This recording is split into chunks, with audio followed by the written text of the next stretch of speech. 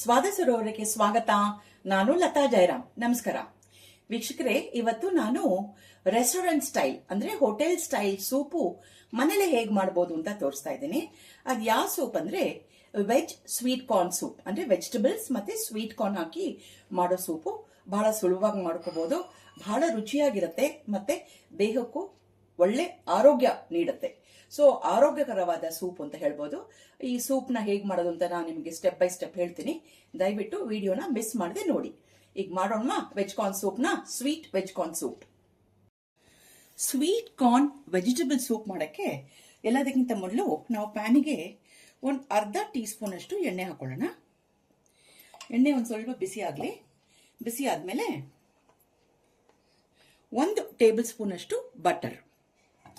ನಾನು ಈ ಬಟರ್ ಕರಗಿಸೋಕ್ಕಿಂತ ಮುಂಚೆ ಎಣ್ಣೆ ಯಾಕೆ ಹಾಕಿದ್ದೀನಿ ಅಂದರೆ ಒಂದೊಂದ್ಸಲ ಡೈರೆಕ್ಟಾಗಿ ಬಟರ್ ಹಾಕಿಬಿಟ್ರೆ ಅದು ಸೀದು ಹೋಗುತ್ತೆ. ಅದಕ್ಕೋಸ್ಕರ ಯಾವಾಗಲೂ ಒಂದು ಚಿಟಿಕೆ ಎಣ್ಣೆ ಹಾಕಿಬಿಟ್ಟು ಆಮೇಲೆ ಬಟರ್ ಹಾಕಿ. ಈಗ ಬಟರ್ ಪೂರ್ತಿ ಕರಗುವಷ್ಟು ಹೊತ್ತು ವೆಯ್ಟ್ ಮಾಡೋಣ. ಬಟರ್ ಚೆನ್ನಾಗಿ ಕರಗಿದೆ. ಎಣ್ಣೆ ಹಾಕಿದ್ರಿಂದ ಬಟರ್ ಕರಗಿಸೋವಾಗ ಹೊಗೆ ಬರಲಿಲ್ಲ. ಇವಾಗ ನಾವು ಒಂದು ದೊಡ್ಡ ಸೈಜ್ ಕ್ಯಾರೆಟು ಚಿಕ್ಕದಾಗಿ ಕಟ್ ಮಾಡಿ ಇಟ್ಕೊಂಡಿದ್ದೀನಿ. ಇದನ್ನು ಹಾಕೊಳ್ಳೋದಕ್ಕೆ ಕ್ಯಾರೆಟ್ ಜೊತೆಗೆ 1 ಕಪ್ಪಷ್ಟು ಫ್ರೆಶ್ ಬಟಾಣಿ ತೊಗೊಂಡಿದ್ದೀನಿ ನಾನು. ಇವಾಗ ಬಟಾಣಿ ಸೀಸನ್ ಅಲ್ಲ, ಎಲ್ಲ ಕಡೆನೂ ಬಟಾಣಿಗಳಿದೆ, ಹಾಗಾಗಿ ಬಟಾಣಿನೂ ಹಾಕಿದ್ದೀನಿ. ಇದನ್ನು ಸ್ವಲ್ಪ ಬೇಯಕ್ಕೆ ಬಿಡೋಣ.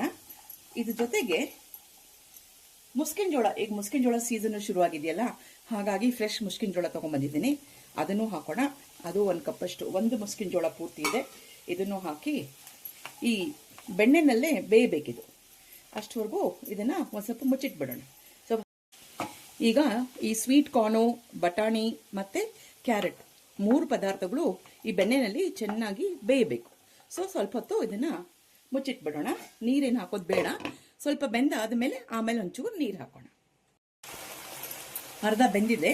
ಈ ಸಮಯದಲ್ಲಿ 1-2 ಇಂಚು ಶುಂಠಿ ನಾನು ಸಣ್ಣ ಕಟ್ ಮಾಡಿ ಇಟ್ಕೊಂಡಿದ್ದೀನಿ. ಶುಂಠಿನೂ ಹಾಕೋತಾ ಇದ್ದೀನಿ. ಅಷ್ಟೇ ಅಲ್ಲದೆ ಈ ಏನು ಸ್ವೀಟ್ ಕಾರ್ನ್, ಮುಸ್ಕಿನ ಜೋಳ, ಮೆಕ್ಕೆಜೋಳ ಅಂತಾರಲ್ಲ, ತೊಗೊಂಡಿದ್ನಲ್ಲ, ಅದನ್ನು ಒಂದು ಸ್ವಲ್ಪ ಕಪ್ಪಲ್ಲಿ ಇಟ್ಕೊಂಡಿದ್ದೀನಿ.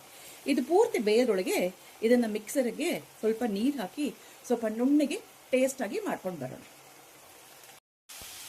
ಬೇಯ್ತಾ ಇದೆ. ಈ ಮಧ್ಯದಲ್ಲಿ ಒಂದು ಅರ್ಧ ಕ್ಯಾಪ್ಸಿಕಮ್ ಅಷ್ಟು ತೊಗೊಂಡಿದ್ದೀನಿ.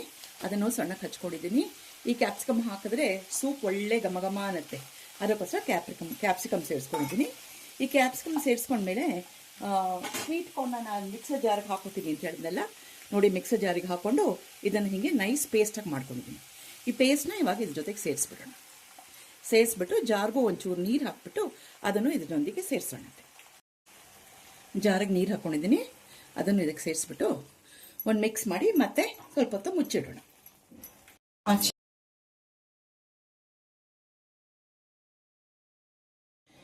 ಕಾರ್ನು, ತರಕಾರಿಗಳೆಲ್ಲ ಬೇಯ್ತಿರೋ ಹಾಗೆ ನಾನು ಕಾರ್ನ್ ತೊಗೊಂಡಿದ್ದೀನಿ. ಈ ಕಾರ್ನ್ಫ್ಲೋರ್ ತೊಗೊಂಡಿದ್ದೀನಿ.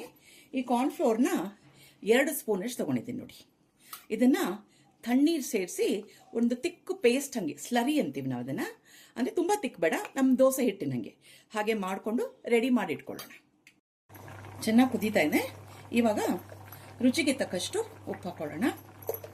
ಉಪ್ಪು ಜೊತೆಗೆ ನಾನು ಈರುಳ್ಳಿ ಹೂವು, ಸ್ಪ್ರಿಂಗ್ ಆನಿಯನ್ಸ್ ಅಂತಾರಲ್ಲ, ಅದನ್ನು ತೊಗೊಂಡಿದ್ದೀನಿ. ಅದು ಬೇಗ ಬೆಂದುಬಿಡುತ್ತೆ.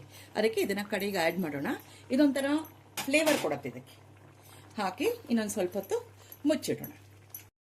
ಇವಾಗ ಈ ಕಾರ್ನ್ಫ್ಲೋರ್ ಸ್ಲರಿ ಏನಿದೆಯಲ್ಲ, ಅಂದರೆ ಕರಗಿಸ್ಕೊಂಡಿದ್ದೀವಲ್ಲ, ಅದನ್ನು ಸ್ವಲ್ಪ ಗ್ಯಾಸ್ ಸಣ್ಣ ಮಾಡಿಬಿಟ್ಟು ಸ್ವಲ್ಪ ಸೇರಿಸೋಣ. ಅದಕ್ಕೆ ಸೇರಿಸಿದ್ರೆ ಒಂಥರ ಟ್ರಾನ್ಸ್ಪರೆಂಟಾಗಿ ಬರುತ್ತೆ ಮತ್ತು ಸ್ವಲ್ಪ ಥಿಕ್ನೆಸ್ ಹೆಚ್ಚಾಗುತ್ತೆ. ನೋಡಿ, ಕಾರ್ನ್ಫ್ಲೋರ್ ಹಾಕಿದ್ಮೇಲೆ ಗಟ್ಟಿಯಾಗಿದೆ ಅಲ್ವಾ? ಬಟ್ ಇದು ಸೂಪ್ ಯೂಶಲಿ ಸ್ವಲ್ಪ ನೀರಾಗಿದ್ರೆ ಚಂದ. ಅದಕ್ಕೋಸ್ಕರ ನೀರು ಹಾಕೋಣ. ಬಟ್ ನೀರು ಹಾಕೋಕ್ಕಿಂತ ಮುಂಚೆ ಒಂದು ಸ್ವಲ್ಪ ಕೊತ್ತಂಬರಿ ಸೊಪ್ಪು ಸಣ್ಣಕ್ಕೆ ಹಚ್ಚಿಟ್ಕೊಂಡಿದ್ದೀನಿ, ತೊಳ್ಕೊಂಡು, ಮತ್ತು ಒಂದು ಅರ್ಧ ಟೀ ಸ್ಪೂನಷ್ಟು ಪೆಪ್ಪರ್ ಪೌಡರ್ ಹಾಕಿಬಿಟ್ಟು ಮಿಕ್ಸ್ ಮಾಡಿಬಿಟ್ಟು ಕುದಿಸ್ಬಿಡೋಣ. ಆವಾಗ ಸ್ವಲ್ಪ ನೀರಾಗತ್ತೆ. ನಿಮ್ಮ ಕನ್ಸಿಸ್ಟೆನ್ಸಿ ಎಷ್ಟು ಬೇಕೋ ಅಷ್ಟು ಪ್ರಕಾರ ನೀವು ನೀರು ಸೇರಿಸ್ಕೋಬಹುದು. ಇದು ಬೇಸು.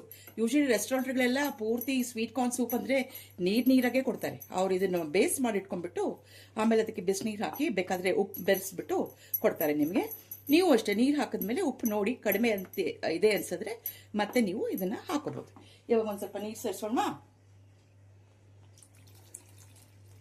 ನೋಡಿ, ನಾನು ಆಲ್ಮೋಸ್ಟ್ ಇಷ್ಟು ನೀರು ಸೇರಿಸಿದ್ದೀನಿ. ಸ್ವಲ್ಪ ಕುದಿಯೋಕೆ ಬಿಟ್ಬಿಡೋಣ ಇವಾಗ. ಸೊ ನೋಡಿ ವೀಕ್ಷಕರೇ, ನಮ್ಮ ವೆಜಿಟೇಬಲ್ಸ್ ಸ್ವೀಟ್ ಕಾರ್ನ್ ಸೂಪ್ ರೆಡಿಯಾಗಿದೆ. ಕುದ್ದಿದೆ. ಗ್ಯಾಸ್ ಆಫ್ ಮಾಡಿದ್ದೀನಿ. ನೋಡಿ ಹೇಗೆ ಮೇಲೆ ಕ್ರೀಮಿಯಾಗಿ ನಿಂತಿದೆ. ಕನ್ಸಿಸ್ಟೆನ್ಸಿ ನೋಡಿ ಎಷ್ಟು ಕ್ರೀಮಿಯಾಗಿ ಬಂದಿದೆ. ಬ್ಯೂಟಿಫುಲ್ ಆಗಿದೆ ಅಲ್ಲ. ಆ್ಯಂಡ್ ನೋಡೋಕ್ಕೂ ಕೂಡ ಎಷ್ಟು ಕಲರ್ಫುಲ್ ಆಗಿದೆ.